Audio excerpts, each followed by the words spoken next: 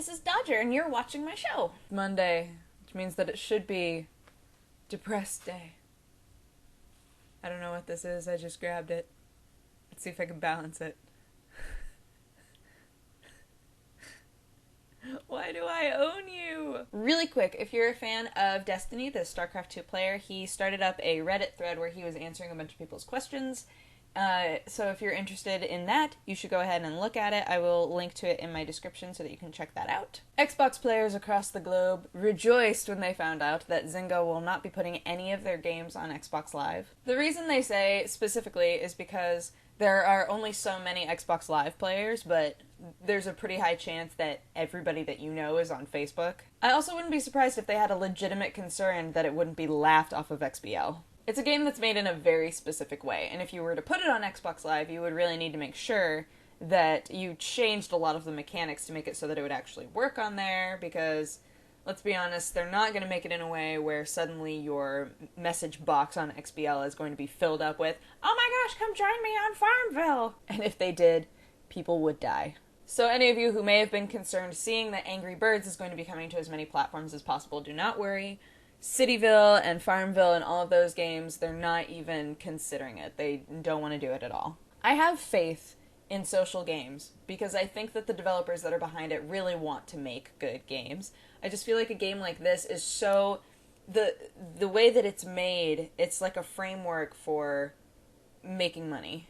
That shouldn't be what it's about. The sea of people going, "Dodge, if you think that game developers across the world don't make games and do specific things just so that they can make money, you are sadly deceived and extremely naive." Yes, I know, but I want game developers that are making the game because they love video games, not because they think that they have a really exciting way to make money. Oh, P.S. it could also be a game, I guess. So I stumbled onto something that makes me laugh a little bit. There was an article talking about how Nintendo was like, so we really only want to take on game developers who are really dedicated to it.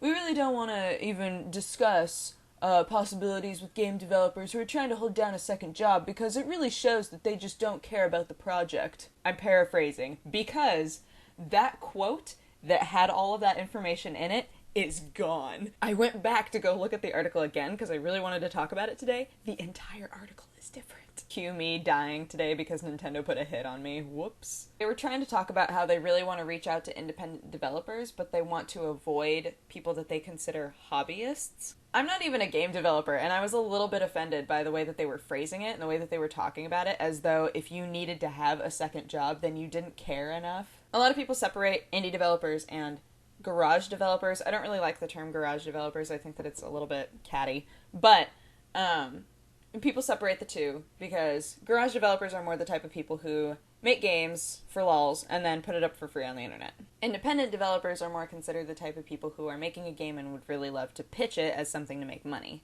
I think when we start considering garage developers as being lesser artists is when we're going to start missing out on a lot of really fantastic ideas and really considering ourselves as strong of a community as we do. When you think about it, gaming is one of the only fields that still has a really strong connection to the layman.